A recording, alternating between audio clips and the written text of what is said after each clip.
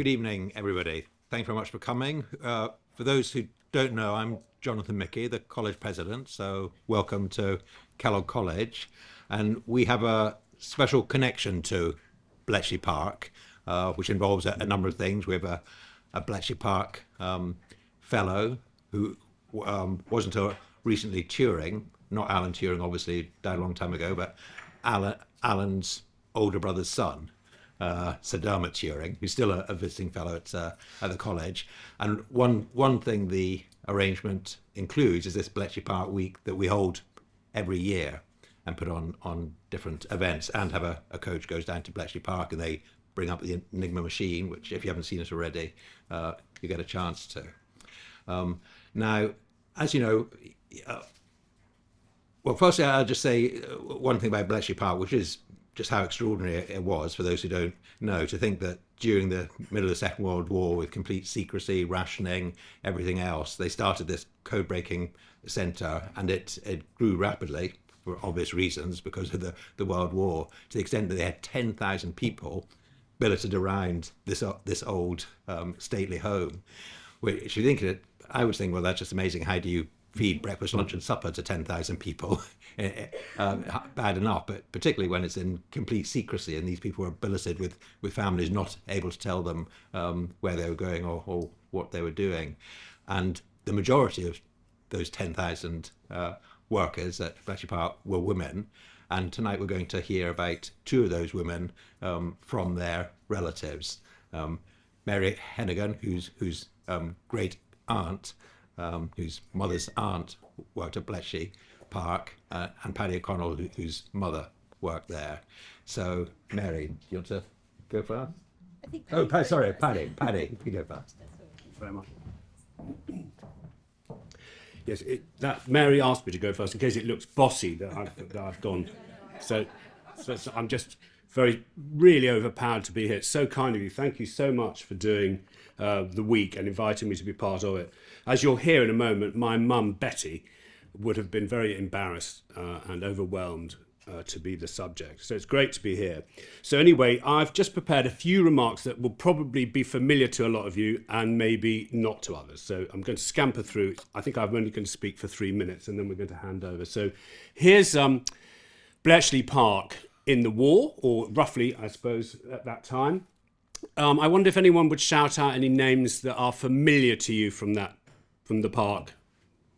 I know one name's going to come at me, but Alan Turing. Anyone else? Sorry? Yeah, say it again. Denison. I've got the two historians here from Bletchley Park. Is Denison one of the names? Yes, they're nodding. So you get anyone else? Any other names? James Hogarth. I'm looking at the historians. No, you've educated that. Oh yes, it's a yes. It's a Len Good 7. Yeah. The names that often don't come out in answer to that question are Tommy Flowers, who was a post office engineer, and Bill Tutt, who was a mathematician from a town called Cambridge, which you might be familiar with, and also Max Newman, all people who created systems for cracking codes. But anyway, the point about Bletchley is it was midway between Oxford and Cambridge. This is it now. And Britain being Britain, it was decided it'd be a pretty good idea to demolish it in the 1980s. Demolish the campus. It was owned by British Telecom. Probably this could have been a lovely hotel, but the plan was there was no need to keep this dreadful place, scratchy old weirdos from the war. So Britain decided that we would probably demolish it. And really enthusiasts, led by the veterans who were still alive, kept it going. And as we've heard from Jonathan, it was a place of maximum secrecy. It's connected in the public imagination with Enigma. There are many reasons for this, which we'll get to during the talk. But my mum worked on a separate stream of ciphers, a separate code, and as will become clear. Betty came from Coventry. Her hometown had been blitzed horribly, and her dad ran a motor factory and then an engineering factory making aircraft engines for Hawker Siddeley.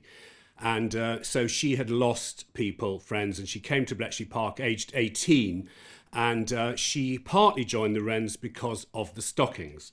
They gave free black stockings, which were difficult to find. And if it sounds like I'm trivialising her, that's her story. I'm not seeking to do down what she did. So anyway, she arrived. She loved crosswords, and in the last week of her life, she was still doing crosswords, and she was hired to work on the Colossus machine.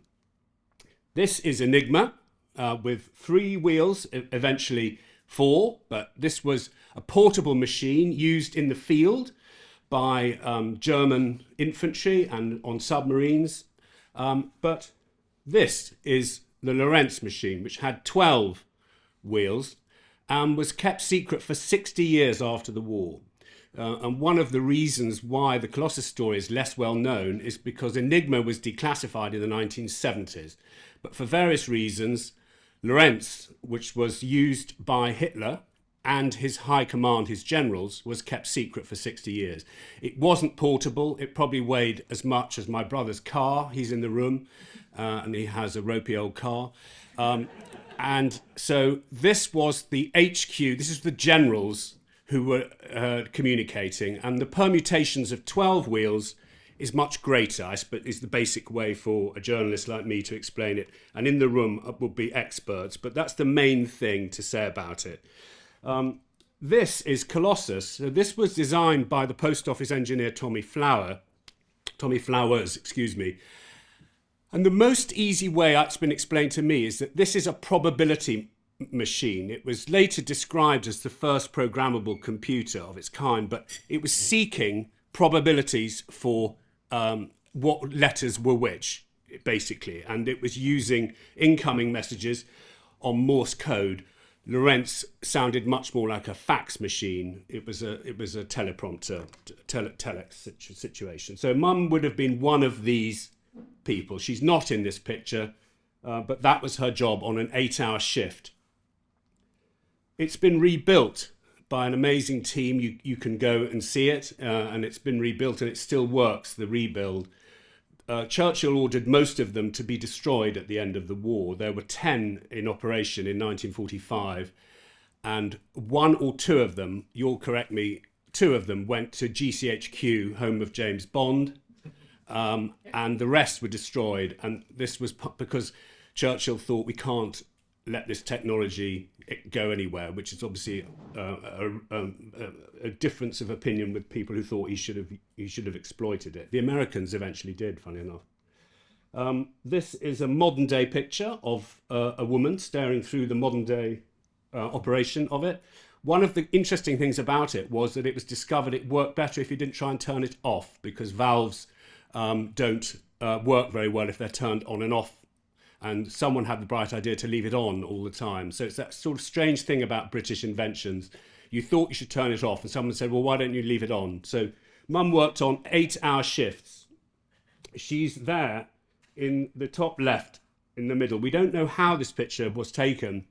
It was very illegal, I think. But later she was reunited with some of the ladies who were there, and she's pointing at her picture. And down here in the second right was she was billeted at Woburn Abbey with this lady, Renée Dixon, who was a Cockney. And when they got together, my mum, she was born to a factory worker, but she was sort of posh like me in a way. But when they got together, you could see what the bond was as 18. Renée was a bit older, actually. But together, they really wanted to spread the word about Tommy Flowers, Bletchley. And then my brother found my mum's diary after she died from 1945, and it was clear that she went out with half the population of Milton Keynes, and in particular was obsessed by a Polish flyer who's in the book. She kept trying to meet him, and it's really important, I think, to remember that the Polish people have a big part of the story in Enigma. And we, because we're very rightly proud, we often leave them out. And so it's lovely to see a Polish board at the back of the room. This is the first entry. I've decided to keep a diary. And I might talk about it, but basically she gets very tired and she's yearning for the war to end is the message, and then she's yearning to meet the Polish airmen. That's the diary in 3 seconds. And then they got Renée and Betty to stand next to a Lorentz machine, and just to drive the point home, the only people who would have seen this were working in Hitler's office and in the offices of his generals. That's the only people who worked on the Lorentz machine, which is different to the Enigma machine. And I think that's my last picture. Yes, so that's the setup for Betty, and now I think it's good to say that by her suggestion, we're now going to hear from Mary, aren't we? Yes. Do I need to press anything? I think they're going to.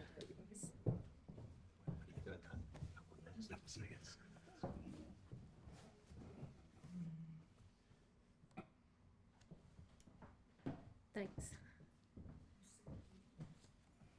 So, thanks so much for asking me also to contribute today. I feel I am here basically because I'm here in honor of my great aunt, Daphne Mary Moss. And I felt I really should accept the invitation because my name is Mary Daphne and I'm named after her. She died around the same time as I was born. So this is her. She was at Oxford at St Hugh's College.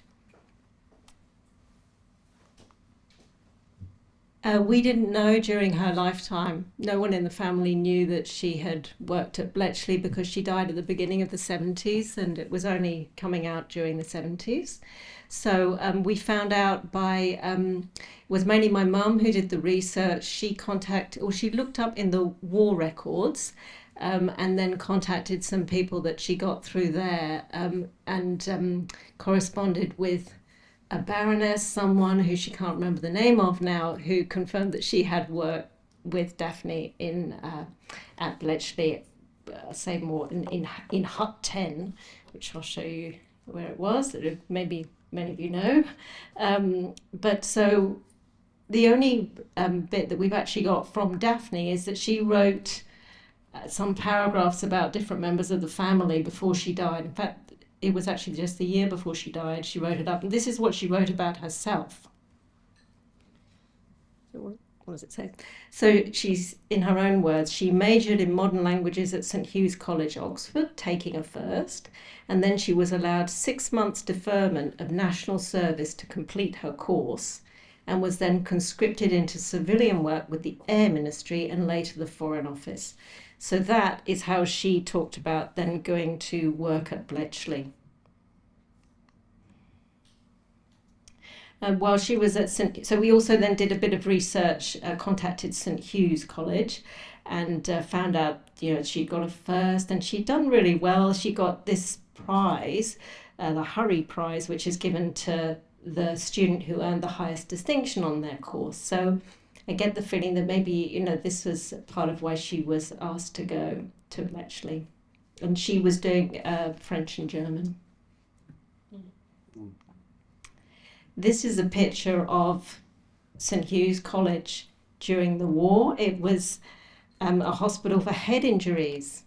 I never knew that until, in fact, we just found that out when we were putting this together for this talk. Thousands of servicemen and women were treated at St Hugh's College. So many of the colleges had different roles, and that's a picture of St Hugh's College during the war. So if you go to Bletchley, you can put into their facility there. You see, we've put in Daphne's name there. See that? Daphne Moss, and then you get the record that they have for her, and you can find there that she worked in Hut 10, and then later on for the Japanese Air Force Intelligence JAFO towards the end of the war.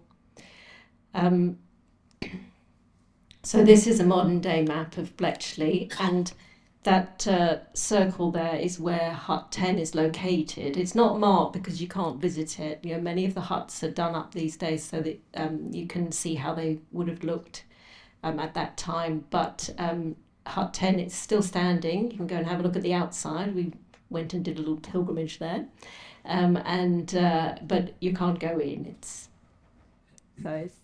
like that.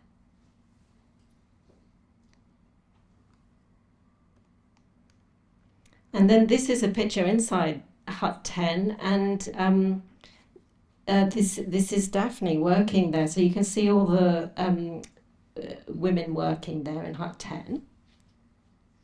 I think you can see all right. And so what she would have been doing would have been translating the messages from the German air pilots. And of course, it's probably obvious, but this needed to be done really fast and get the information to the RAF or the Enigma decoders with the utmost urgency, because maybe, you know, measures could be taken or people could be evacuated, or, you know. Now, I am not an expert there. You would know what needs to be done as well as me, but that's what I know, is that Daphne would have been doing the translations because of her language skills, and I just was feeling into that, of like the kind of the urgency of, you could maybe save some lives if you quickly got that message through. So I was just getting a feel of how you know, the atmosphere must have been at Bletchley. You know, you must have, I mean, exciting's not the word, but a very, you know, like a high energy and high urgency, and so much collaboration with each other. So I get the feeling Daphne would have loved to have been able to have been working there. When she wrote up those notes, she wrote up a lot about the wonderful skills of all the different members of the family. And I think it's quite poignant that she couldn't really ever, I'm sure she's exactly, well, from her writing, she's exactly the kind of person who would never have bigged up her skills. So, you know, maybe a bit like your mum, Paddy, she would probably think this was, you know, way over the top that we're having a talk about her. But of course, there were many women like her. So I think it's great that we're kind of celebrating that now. Yes, that's what was happening in hut 10, what I was saying.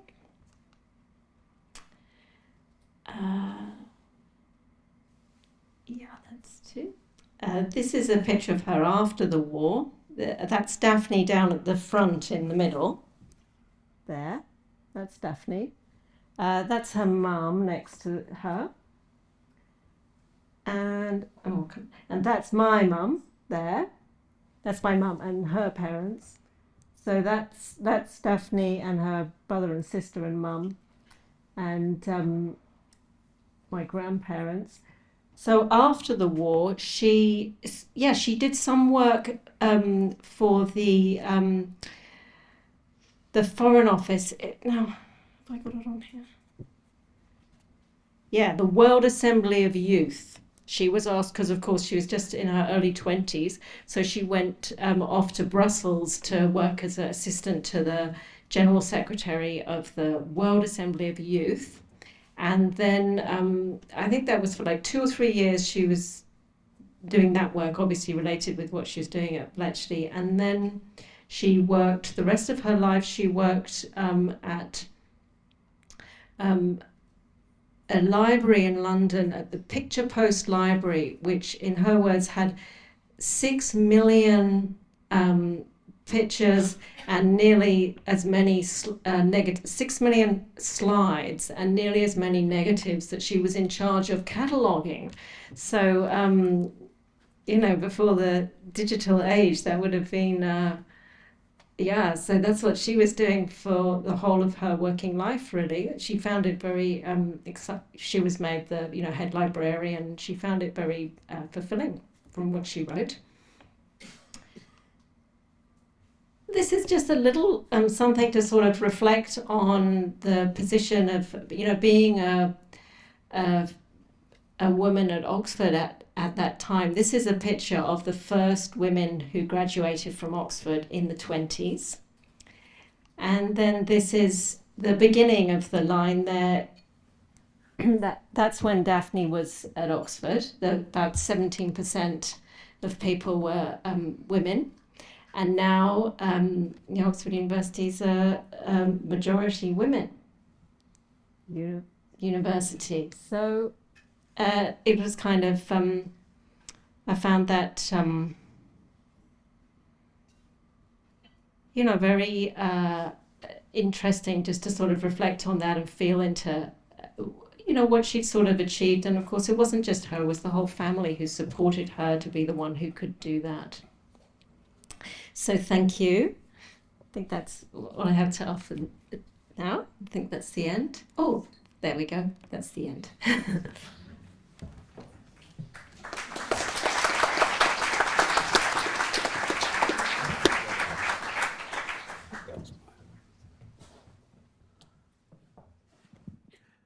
Great. Well, thank you both very much indeed. I should have said a word or two of explanation about why this college in particular has got a link to Bletchley Park. And one reason is because our biggest degree programs here are in computing, software engineering, and software systems and security, basically cyber security. And those students get taken down to Bletchley Park, always have done even before we established the link, to see where it all began and how. And also one of the women code breakers from Bletchley Park, Joan Thirsk, went on to become a very distinguished social and economic historian and was made an honorary fellow of Kellogg. So we got those links. And as some of you know, my father also was working at Bletchley Park, so I had a personal interest as well. And so those are the reasons we developed the link with Bletchley Park. And in fact, when I was it's amazing someone's managed to get a signal in here, but well done. And when I was talking to Paddy on the phone about this event, and he mentioned that his mother was called Betty, I must admit I did think, oh, I wonder if that was my dad's girlfriend, and if so, if I could find out, because when we started these weeks just over 10 years ago, we got two of the women code breakers in here to do a talk. So I came in to welcome them, explained I was a college president, very pleased, honoured that they'd made the journey. And one of them said to me, "Yeah, well, I know who you are because I recognise you from your father." And I said, "Oh," and they said, "I see he used to come to my digs for tea when they were at Bletchley Park." So I thought, yeah, well, I bet he did. And so I checked back, and that it was a Betty, but a different Betty. But from what you say, I'm sure that our parents would have known each other, if no on that, because as you say, your mother worked on the Colossus machines, as did my father, because I've certainly read that one of his biggest contributions, my father, when he was there, when that first Colossus machine arrived, that him and Jack Good, his colleague, sort of climbed all over it and worked out how they could make it do different things and so on, and actually did work out how it could work more effectively, and that led to the subsequent ones being more efficient. So I wouldn't be at all surprised. So Mary, so it's your mum obviously who knew, it was her aunt who you've been talking about, and so what I wasn't clear about, but I'm interested in for a reason I'll say in a second, was whether your mum knew that her aunt had worked at Bletchley Park, because as been said, there was a huge amount of secrecy around Bletchley Park, which was understandable during the Second World War. But what's stranger, and I'd say tragic for the reasons I'll explain, is that, you know, decades later, it was still being imposed, that level of secrecy. So, and I don't know if this applies to your great aunt, but you did have a lot of people, you know, including women, dying in the 1960s, 1970s, where nobody, not even their family, and certainly not their parents who would have died by then, had any idea that they'd contributed to the war effort, you know, in any way. But do you know whether your mother knew that Betty had what she'd done? Yeah, no, my family didn't know at all. My mum didn't know during her lifetime, but she did reflect back. She was telling me that she did like to, like when my mum would go and stay with them, one of the things my mum remembers doing with her was decoding hieroglyphics. Like that was one of the things she did. And my great aunt Daphne, she used to enjoy the challenge of decoding the hieroglyphics without, without the key, obviously, kind of thing, to try and work it out for herself, and she could do it. So, now that sort of takes on a whole different significance. But at the time when Daphne died, yeah, none of us had, well, none of them who were alive then, I was only just born, knew that she'd done that. So that the only thing they knew were those words that she wrote down that she'd worked in the Air Force. So.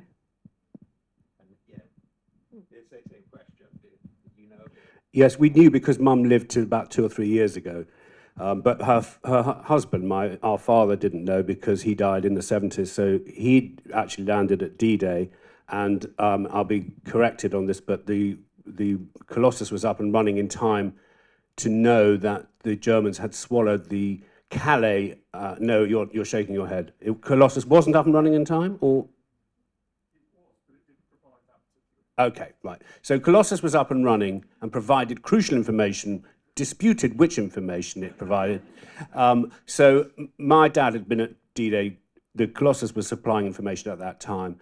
So Mum never told him. She went back later. An important part of the story for me, because we're skipping through this role of women, is that actually my mum was told at the end of the war, when she had to be silent about her role at Bletchley, by her father, that he would only support her if she went into the office in the secretarial role. She had been offered matriculation at Oxford or Cambridge, and he said he would not support her if she became a student.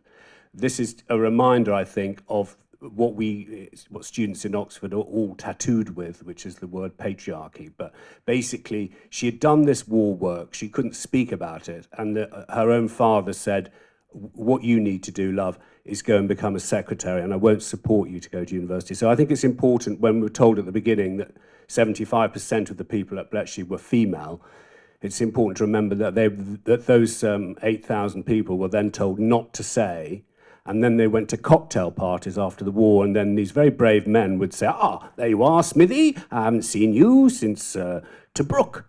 And on one occasion, my mum told me with a twinkle in her eye, she asked an old boy at a cocktail party, what did you do in the war? And he said, well, my dear, I can't possibly tell you that. And what did you do? And she said, oh, my dear, I can't possibly tell you that. And but she did remain humble, as this generation was, but also underconfident. And I don't know how many students are here, but she did, at the end of her life, she wanted to pass on the message about trust engineers, trust collaboration, trust men and women working together. But when we went for the first time to Bletchley, the lovely mansion that's now restored because the British failed to demolish it or turn it into a Trump hotel, as we drove up there, she said to me, she'd been invited to speak, she said, ooh, do you think they'll let us park? I said, well, yes, I think they are going to let you park. But I reflected on it afterwards, and I realised that the combination of the secrecy and her nasty dad meant that she remained humble and the smallest part of the story. And it's interesting to pass it on, because you have a descendant or a relative who made it to Oxford, but there's a reason why there were only 17% of students back then, and part of it is prejudice. Great. Okay. Well, we can throw it open to questions from the floor. Does anyone have any questions or indeed comments they'd like to make? Yeah, and there's a mic. Yeah. Can you hear me? Yeah. Yep. I suppose going back to that question about finally being able to tell the family. I mean, I had visions of like how that was going to go down. Like, was there like an announcement in the lounge, or just casually over coffee, or kind of? I'm just, how does one suddenly, reveal that kind of information And how was that received? Because it's, you know, pretty mind-blowing. Yeah, well, I'll just answer for myself first, because the level of secrecy was just unbelievable, and still is, I think, and I could say more about that, but I'll say just that in the 1960s, when still nobody was saying anything and we were very young, the only thing our dad told us, and this shows how slightly on the spectrum, because it was a very unhelpful thing to tell your children, was that when in school, they teach you that the computer was invented by the Americans in 1948. It's not true. So every history lesson we put up our hand, and got very unpopular with the history teachers. So I remember driving in a Triumph 2000 estate, chocolate brown, through Kent in the 1970s, when the story became declassified about Enigma, and Gordon Welshman's book was one of the first. I daren't say anything factual about this because the two historians are glowering at me every time I say anything. And there was a report on the radio, and I remember, I haven't mentioned this to my brother, but I remember my mum saying, one day I will tell you about that, because there was a story about Bletchley Park, and I'm in the radio, and I used to mend radios as a boy. I was obsessed with radios and tape. So this has gone into my brain in a way that almost everything else hasn't. So years later, we got her to talk about it and go back there in the way that I've said. But she didn't, crucially, she never told her husband, and she didn't really tell many other people. But she did want the role of the amazing men told. It's not a competition. I'm not trying to elevate her story. And the work that she did on the machine was done to speed up the process of cracking the code. And that had been done by some absolutely brilliant men. We know about Alan Turing's work. I've mentioned the Poles as well, whose names are at the back. But there was a mathematician called Bill Tutt who broke the Lorentz code in his head. And I've spoken to an eyewitness who was in the room when he did it, and he was turning a pencil, and he worked out that there must be 12 wheels. He didn't know how the code could be cracked, except there must be 12 basic permutations, and he got that right. And they were cracking the code by hand, and machines sped it up. So when the story did come out, there's so many people who deserved their story told. One of the great parts of the story about Lorentz is that it was kept secret for 60 years. The best I've heard about this, about why, is that our enemies in the Cold War still used it. So we didn't really want the dreadful Romanians to know. If there are any Romanians in the room, I'm being rhetorical. You know, you're obviously not Romanian because you're laughing. We didn't want those dreadful Czechs, whoever it was. We didn't want them to know that we knew, and we had broken these codes. So the secrecy is a large part of it, but also I think it led to a lot of women, including Daphne, not really being able to realise how much they'd done. And the men, of course, of BP, Bletchley Park, have been silent. So there was no grand reveal. But I think it's important because that generation is a very humble one. If you work with them, as many people in the room have, and your college has done a lot to bring their stories out, which I congratulate you on. You know, they didn't really speak very much. Churchill said of Bletchley Park, it was the goose that laid the golden egg and never cackled.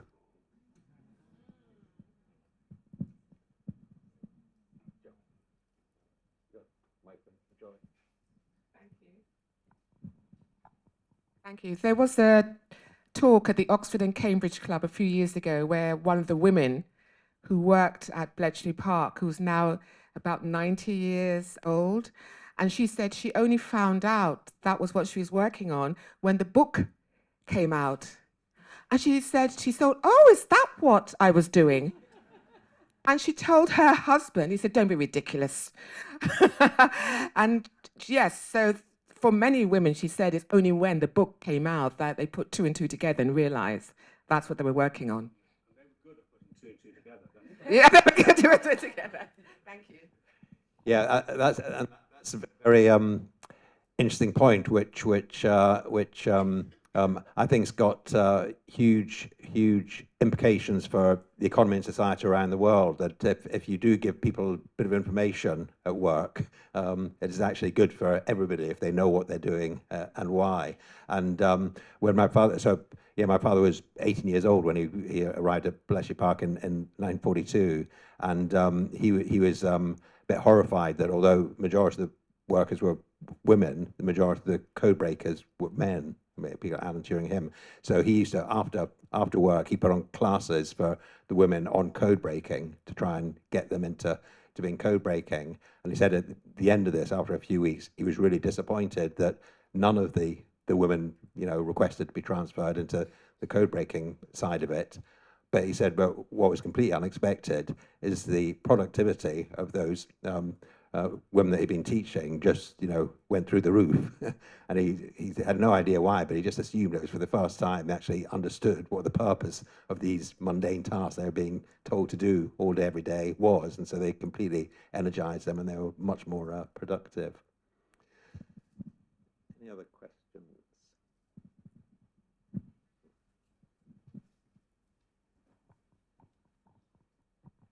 Thank you. You mentioned that your mom was doing crosswords up until the last week of her life. Were there any other hobbies or games or side things that might have given it away, that they were really sort of code oriented? Because I should try to work on that to keep my brain going maybe at this point. Well, I think we're skipping over because Jonathan's dad became really well known in the field of computer-based learning of itself, didn't it? What we'd now call artificial intelligence. So I'll answer for me, but obviously we lost Daphne, if I understand the story, in the 70s. So in my mum's case, yes, crosswords. She was fiercely interested in current events.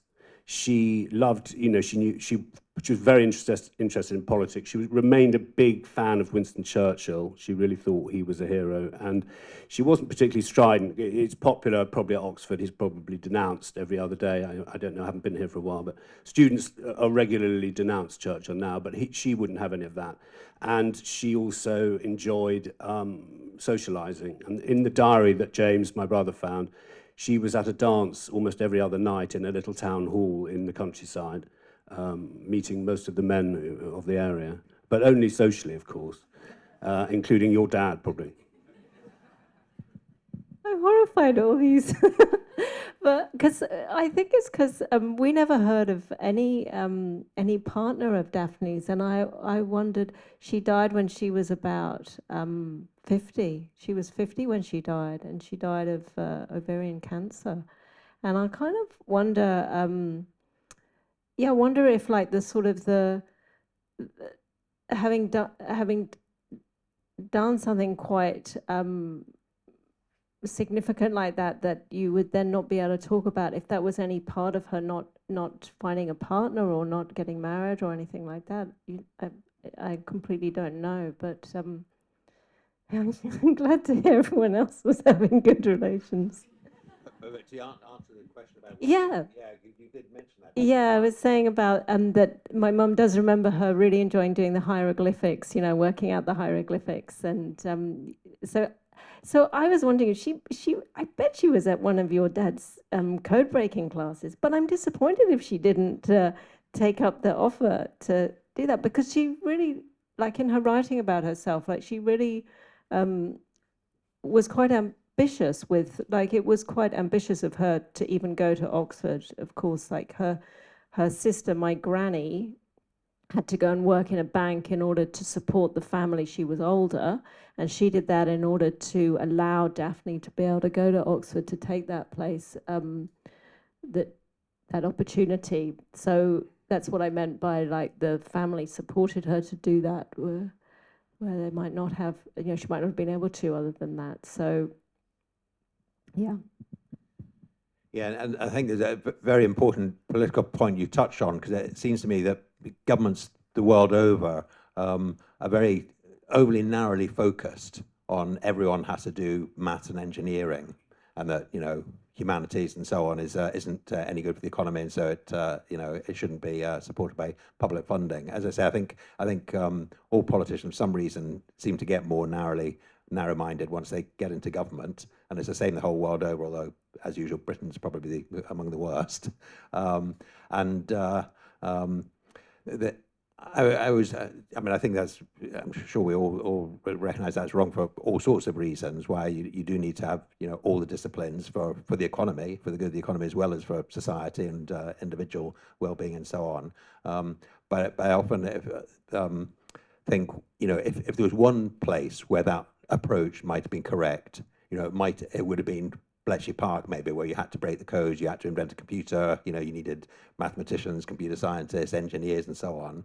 And yet, even there, they didn't. They hired people like your great aunt and your mum, who were interested in crosswords and hieroglyphics and so on. And it's true, they just hired the best people, whatever their background was, and got them to work together, and it worked. So I think that's actually very interesting and important that's what they did, and the entrance exam was doing crosswords and things like that, rather than just doing mathematics. Any other questions? Yeah, one back here. Hi, thank you for all your input. It's very interesting. I think you mentioned that there's still secrecy as an off-the-cuff remark, and I wondered if you could talk a bit more about that. Yeah, so my dad said that he would take us to Bletchley Park 50 years after the war, 1995. He may have picked 50 because there had been a 50-year rule, but my understanding is about secrecy, that had been reduced to sort of 30 years. But anyway, after 50 years, he said, okay, I'll take you to Bletchley Park. And he said, he phoned them and said he was going to come up and show them it. He probably said he would want to show them the Lorenz machine, which is what he worked on. But he said, sorry, they said, I can't show you this, that, or the other. Ever come up, so we're not going to go. So actually, it's a bit tragic. He only died in 2007, but I never went there with him because he, for that reason, they were still being so secret. And at the end of the war, he was asked to write a report on what they'd done, which he did with Jack Good, this mathematician, and one other. And again, after 50 years, he asked for a copy of it. And the civil service told him that that was impossible because there was only one copy, and once for Winston Churchill, and once sorry, no slight to Winston Churchill, but once Winston Churchill had read it, it was destroyed. And that story is quite interesting in terms of the secrecy and paranoia and so on, because it turned out to be completely untrue. There'd been lots of copies. So the civil service had sort of made up this bizarre lie just to sort of, spread misinformation. So when he discovered somehow that there were copies of it, he started campaigning, that it'd be released. And they wouldn't do it, more than 50 years later. And eventually they did. And even then, and this is a report he wrote in 1945. So he should have just kept a copy himself. But anyway, eventually when they released it, it was still also redacted out and so on. So yeah, the level of secrecy is just bizarre. And also, of course, it's interesting because if you look at the row today about end-to-end encryption, what they were working on was cracking end-to-end encryption. That's basically what these machines did. And one of the active questions for journalists, business people, is actually what cracking are we capable of now? And there's an enormous amount of secrecy around that. As a journalist, it's clear that there are people who can crack our WhatsApp messages, and all the spies I know don't use WhatsApp. But there's still a row. I'm being televised now. Hello, world. So let's just say some of the systems can be read. And if you work for WhatsApp, I retract the WhatsApp one. But I think another piece of information that is really exciting about how ignorant we are in Britain about this is that a few years ago, on the campus is the National Museum of Computing, and they found the part of the Lorenz machine, which is the typewriter. It's a telex machine. They found it for sale on eBay for £10, bearing in mind these were only used by Hitler's high command, and this is the telex machine on messages for the high command only, was found for sale in a shed in Essex. And they bought it for £10, and then they gave the lady a tip who was selling it, because they said they'd give another £5. But what I know, because I've met the man who bought it, is that there was a huge amount of equipment in this old man's shed. and we've only got the telex machine out of it. So people don't even know. That's modern Britain for you. Oh, look at that. What's that worth? £10? No, that was part of Hitler's encryption, end-to-end encryption. That's what you've just given away for a tenner. So the secrecy part is fascinating for those two reasons. End-to-end encryption now, and why do spies only use certain platforms? I wonder why that is. And secondly, there's still some equipment in sheds, and we should launch a search for it. I think. Any other questions? Yeah, there's one in the middle. Yeah. Thank you. I work for another college in Oxford, which I'll be discreet about, where we know quite a few of the fellows had been at Bletchley during the war. And 30 or 40 years later, in the 60s and 70s, they regularly went to high table every night, got incredibly drunk, and were unspeakably awful, and which I won't go into on microphone. But we think it's because in their 20s they're at Bletchley, and it was the best time of their lives, and thereafter it was just incredibly dull and awful for them. And I'm certainly not suggesting that any of your relatives were awful drunks, but I just wonder if there's anything you can say about how, if I understand it, they were all quite young when they were there, and whether just the sort of that feeling of perhaps being alive and doing something important and exciting, whether that sort of had an effect for the rest of their lives, which they could never quite get to again. Yeah, I've thought about that too, actually, especially in preparing for this talk. I can't answer you because we don't know. Daphne didn't talk about it. She died so young. But I think that's a really good point. I think she would have loved that because she really had a really bright mind. I mean, she got this prize of the best distinction in her year, and she'd had all the challenge of being a woman at Oxford. So I think she would have, and then she had the opportunity from that to go and work in Brussels at the Foreign Office, which I think she really, that would have been wonderful. But then, that's gone after 3 years, and she worked in a library, but she found that exciting. But I think it's a really good point, and you can get a feel for the energy and the significance and the importance, and yeah, I think it's great to hear from all of you about that. Yeah, I think the way the key was turned off is a very fascinating question, the secrecy, and also the progress. So Bletchley was famous for working with anyone who could help crack the code, including eccentrics, people who didn't look to be traditionally sort of heterosexual, people like Alan Turing, who was gay, and then basically killed by the British state in the 50s, and pursued and killed. And if you knew the contribution that Alan Turing had made, and then you read in the Times obituary that the British had basically killed him by the social policies of the time, you might have felt quite upset and angry about that. I don't know, maybe not. But sensible people probably today would feel that that was a very bad way for him to end. And you couldn't do anything with the information. You couldn't go to a public meeting. You couldn't do anything. And so I think the social part of Bletchley is interesting. But I wouldn't want to go very far away from the fact that most of them are very small in their own imaginations. They didn't want to be heroes. They didn't want to big up their part. But I think that's quite different from having the key turned off in 1945 and signing a bit of paper and not really able to talk about it. I mean, I fantasize that people did get together in small pubs near here and did say, do you remember when we got that break? But, knowing them, some of them refused to speak in the 1970s. Some of the old ladies I met wouldn't talk, even when people would say from Bletchley, I bet you've met them, the two historians are here, that some of the women wouldn't ever talk. You couldn't get them to say anything. So what would be the effect on you of that if you couldn't? It's interesting that Jonathan's dad pursued the British state to get the document he'd actually written. It's the sort of sign of, look, I wrote it, I want you to give it to me.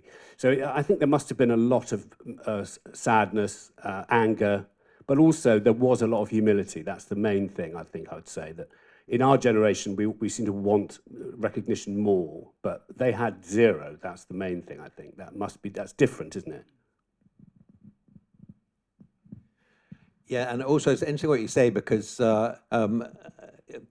yeah, I think we could all get the sense that it must have been real sort of buzz and a hotbed and everything. It was extremely exciting, and if they knew what they were actually doing and why, it would have been even more exciting.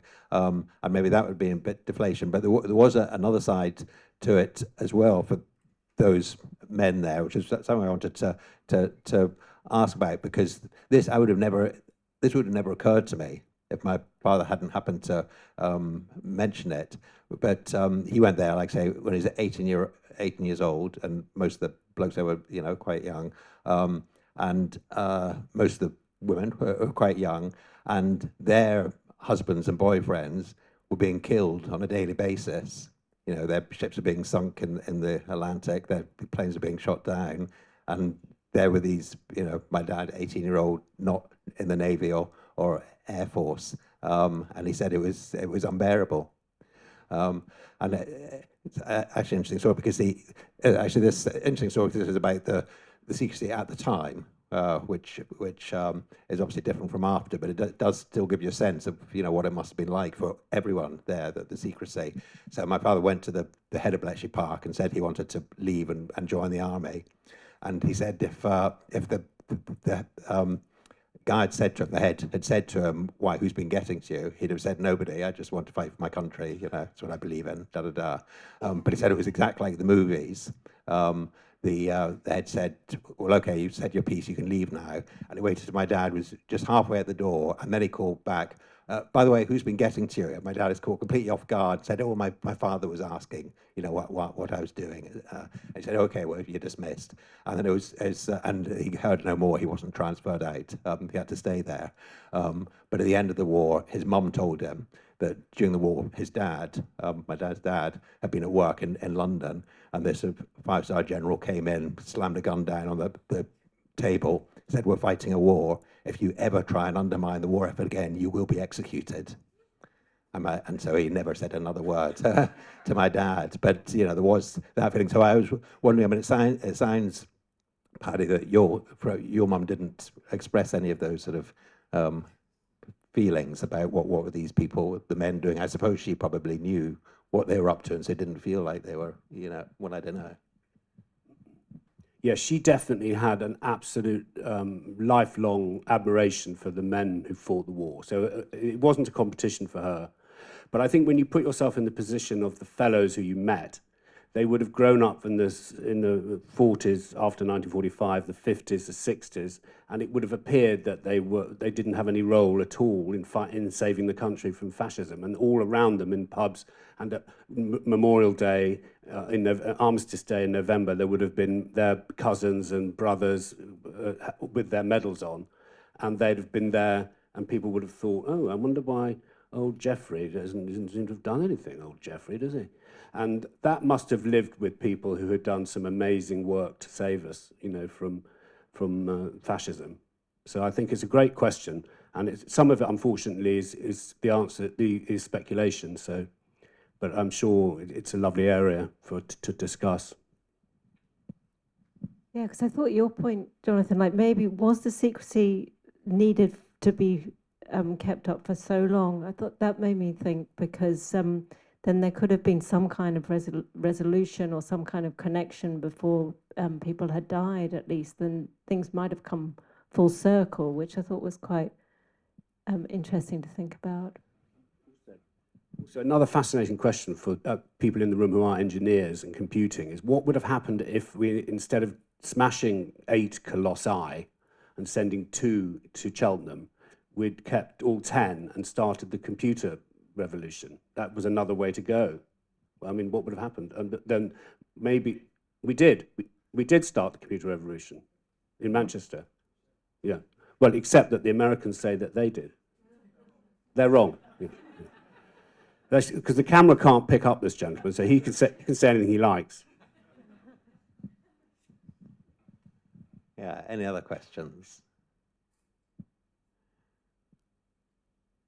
Yeah. There's one near the back there. Do we know how people were selected, and both the men and the women selected to work at Bletchley Park? Were they local people, or were they brought in from elsewhere, or did they have to do exams? I mean, I have no idea. Weren't a lot of people asked? I mean, like Daphne said, she was conscripted, and she was obviously at an Oxford college. So weren't a lot of Oxford and Cambridge people? Do you know, Jonathan? Like they were. They must have gone to Oxford and Cambridge and asked them to come. I mean, like, so they must have been kind of selected in a way, because she was doing French and German, and they're going, right, we need some, you know, hot shots of French and German, and then because she was doing so well, maybe it must be something like that.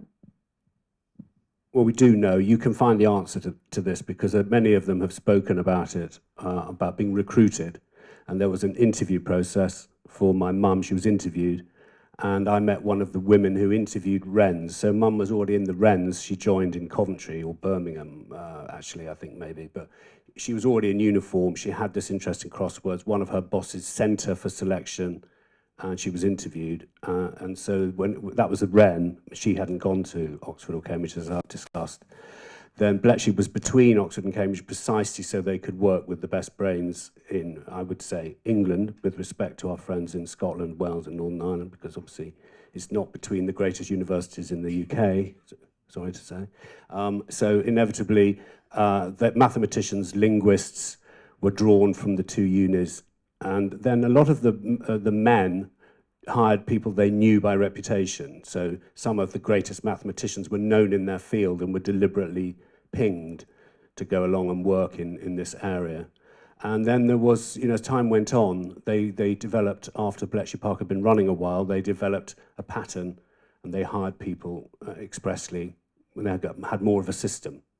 But it is very well documented, actually, and I keep pointing at the historians, expecting to be told off, but that you could find good information from them behind you.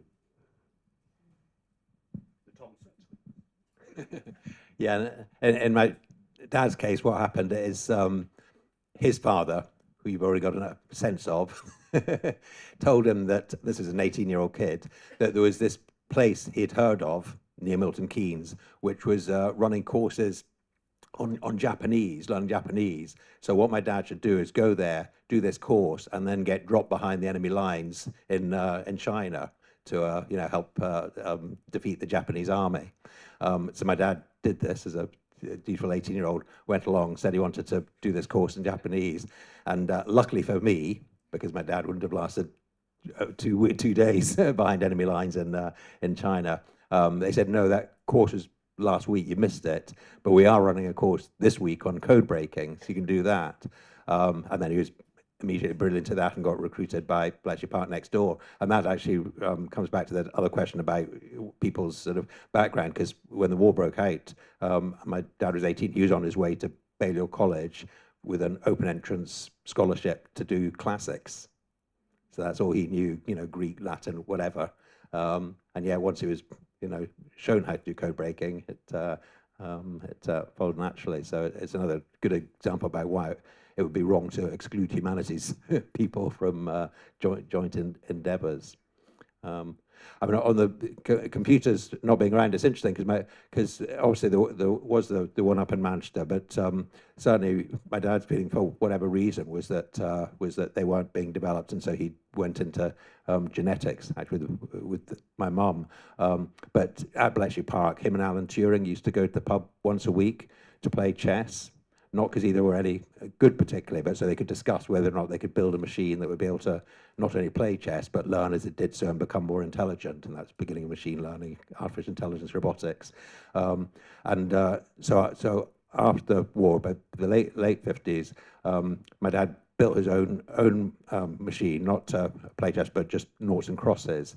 And he built it entirely out of matchboxes and coloured beads. And he played noughts and crosses with it, whatever move you made, it referred to a draw, and you took a bead and found out what the machine would do. And if you played against it, it did learn. It actually got better and won more and more games against you. And I remember that noughts and crosses machine. If you Google it, you'd probably find a picture of it in from the late 50s. Any other questions? Comments? Yeah, there's one near the back there. Hi there. Apropos the conversation about secrecy and then people being able to tell their stories and so on, how would you like to see the whole of the Bletchley contribution memorialized? I mean, thinking about it, I don't know. Is there a unit that walks at the cenotaph? Is there anything in the National Arboretum? Probably not, because that's about people who fell in the war. But how would you like to see, things are coming out, there's books and there's all of that. We have a statue, for example, about animals in warfare. Maybe it's about time we had something a bit more permanent as a national monument to what happened. Well, they do an amazing job at Bletchley Park, and the trust that runs it has done some amazing work. And youngsters, when you go there, there are a lot of young people, and the Museum of Computing as well, doing its best to tell the story. And I think really, in a way, at the cenotaph, I did the commentary at the cenotaph, there is a wreath laid on behalf of the security services, and there are people from Cheltenham do go in the march past. But actually, I think probably what's needed is that we trust engineers currently, and we use women in science, and we encourage young girls to learn, programming more, and we just sort of trust our scientists and engineering. That would be a tremendous model of memorial to Bletchley, to become better and better at computing and science and engineering. And I think that both the Conservatives and the Labour governments have said they want to do that. And funnily enough, I began my talk, which must seem like 5 days ago to you now, telling the story of Bletchley being between Oxford and Cambridge, and this new government wants to fire up that railway line again for that reason, because you're such an important part of the country's learning. So I would answer, if it doesn't sound too smug, by saying we need to be exciting enough the story that youngsters want to get into this field, and we trust them, and 18-year-olds, we rely on them to help us, and engineers, post office engineers like Tommy Flowers. Certainly more should be known about him, in my view. But anyway, something that is an academic endeavour, which seems like a good place to say it here in Oxford. Any other questions? Yep. Time and time again, the questions have been about the human story. How did people cope afterwards? What was it like? And I'm just wondering whether, just like the film Hidden Figures, which was about the black women in the American airspace program, and how successful that was, that it's the human story. And I wonder whether, because so much is focused on Alan Turing and the tragedy and the way that he was treated, it's hard to find the human inspiration in order to fire up in that way. And I just wonder whether we do need a book or story, something about one person's journey, how they overcame challenges and how they succeeded and then discovered what they were doing. And that can be quite inspiring to young people who don't know necessarily how that relates to them in their own lives, that human story. Yeah, because I just think it's great that we're talking about it today, and some films did come to mind to me as well. As a kind of a way of it seeping into the consciousness of society going forward. I think actually it's a really good medium to think about it and to sort of feel into it and to contemplate it. Because this talk has made me sort of contemplate some things that I had not, I just sort of got the bare facts and not really felt into the reality of it and the experience of it. And that's what I've started to do through sort of doing this, presenting this. So I think that's really important. And I think that seeps in and goes forward. And obviously it does, because you only have to do things like look at that graph of women at Oxford, It's great, isn't it? And I think that's a really good point that you were saying that they were going to knock down Bletchley Park, and they didn't. That it's now an enormous celebration and education centre, which is that's great. That's really great. Yes, so I think one of the things that comes to mind is that if you take the Lorentz side of the story, Jerry Roberts is a man who was a physical code breaker. And he felt very strongly that the enigma part of the story had dominated the Bletchley Park knowledge in the public, and there were reasons touched on. But he also felt that Alan Turing was a hero, and Alan Turing didn't work very much on Colossus. He's known for his work with Enigma. But in fact, Jerry Roberts, who worked on the Lorentz Code, wanted Alan Turing's story to be known and the story of everyone else to be known. None of them felt that he shouldn't. He had a state apology in the end from Gordon Brown, Alan Turing. So the state tried to make it up to him after his death. But Jerry Roberts felt that, he wrote in his book that that man he saw walking through the corridors of Bletchley Park was one of the most influential men in Europe in 1943. And there he was slightly eccentric, walking around. He didn't really like to catch people by the eye. But he thought he was an absolute British hero, and he wanted the stories told of the other people. So he didn't at all seek to do down what had been said about him, but certainly he felt that the public needs to be educated about everybody else. So it's that generosity I was saying to that gentleman. He wanted the story told of more people, everyone.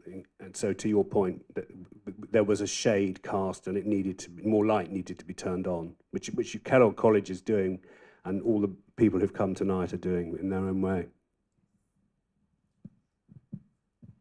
Yeah, and I agree. And Joe, I very much agree with your implication of your question, which to have a feature film, about these women would be absolutely brilliant.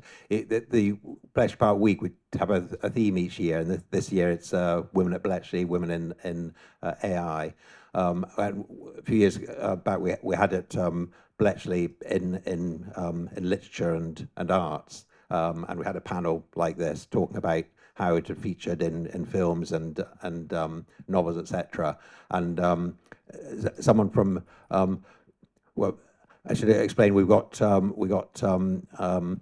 3 artists in residence at the college, one of whom is Joy, and one of whom is Kenny Lonergan.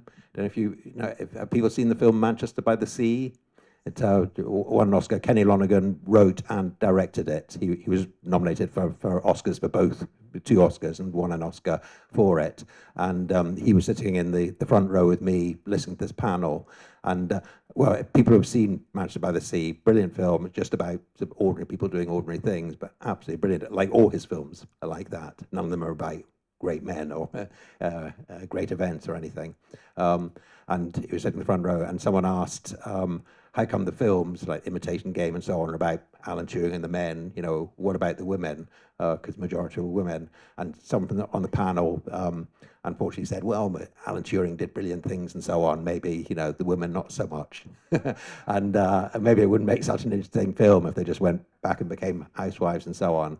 And Kenny Lonergan, who did win an Oscar, so he must know something about turned to me and said about the women just going back and being told to, work in the office as a secretary or whatever. He said to me, but that sounds absolutely fascinating. I think that'd be a brilliant film. So unfortunately, he hasn't done it yet, but hopefully he will. The British love a story about a little old lady. I mean, you look at The Thursday Murder Club by Richard Osman. I think the idea that you could cast a great film about 2 old birds from Bletchley, that was the language my mum used about her friends. It's not. I wouldn't dare to say it. But you can imagine a nice detective series set in the 70s with a couple of old ladies who kept getting things right. There'd be a lot of fun to be had with that story, I'm sure.